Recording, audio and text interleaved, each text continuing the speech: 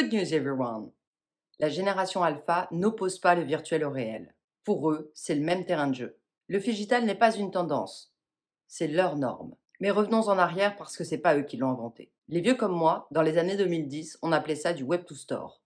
En agence, nous voulions capter l'internaute et le diriger vers le point de vente. C'est le début du click and collect, des écrans interactifs en boutique, du miroir connecté et de l'application mobile qui reconnaît le client. Aujourd'hui, le concept est plus global. Le phygital propose une expérience de marque continue et enrichie.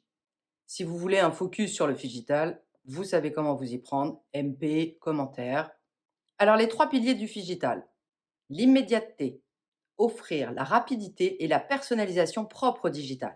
L'immersion, recréer l'émotion et la matérialité propre au physique. Et l'interaction, qui va permettre au client de devenir acteur de l'expérience. Les enfants nés après 2000 passent naturellement d'un monde à l'autre. Ils jouent à Fortnite en discutant avec leurs potes du collège, ils testent des filtres AR avant d'essayer un vêtement IRL, et ils collectionnent les objets physiques comme on collectionne les skins. Alors quel insight retenir? Un objet physique sans son double phygital est incomplet. Pour la Gen Alpha, la valeur d'un produit ne se limite pas à sa matière. Elle réside dans l'expérience connectée qu'elle déclenche. Un jouet, une fringue, un accessoire, tout doit avoir son alter ego numérique. Lego X Fortnite. Encore. Les sets physiques débloquent des mondes virtuels à explorer. Mattel X Hot Wheels Rift Rally. Les petites voitures deviennent jouables en AR sur iPad. Decathlon Playground, l'appli gamifie les terrains de sport IRL. Vous l'avez compris, il faut relier chaque produit à une expérience en ligne. Ajouter un QR gamifié qui débloque une mission secrète, une skin ou un filtre AR. Pas le filtre AR des voitures, Augmented Reality. Créer un skin lié à un objet réel, offrir une expérience AR qui évolue avec la vie du produit. Pour finir, preuve ultime que j'ai trouvée de la passerelle entre l'engagement et le jeu avec le Z-Event.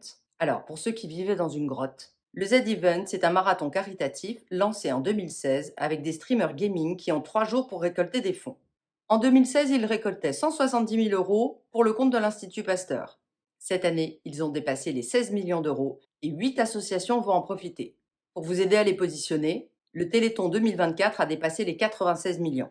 Donc, on peut dire que le Z-Event commence à peser dans le game du caritatif, d'autant qu'il touche une population de donneurs très différente. La scalabilité, c'est un autre point important du marketing.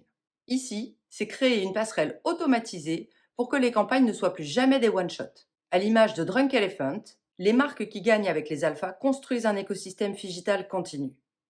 Elles créent un univers où les objets, les lieux et les expériences communiquent. Alors, petit plan d'action express, phygitalisez votre produit dès la conception.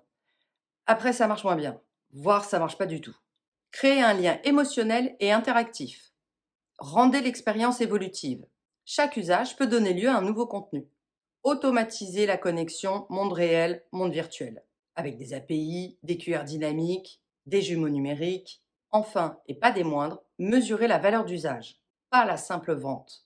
L'objet devient un point d'entrée vers une narration vivante. Pour la génération alpha, le produit n'existe que s'il joue dans les deux mondes. Leur réalité est mixte et leur marque préférée aussi. Alors à vous de jouer. Créez le double digital de votre marque, avant qu'un alpha ne le fasse pour vous. À bientôt pour le dernier épisode.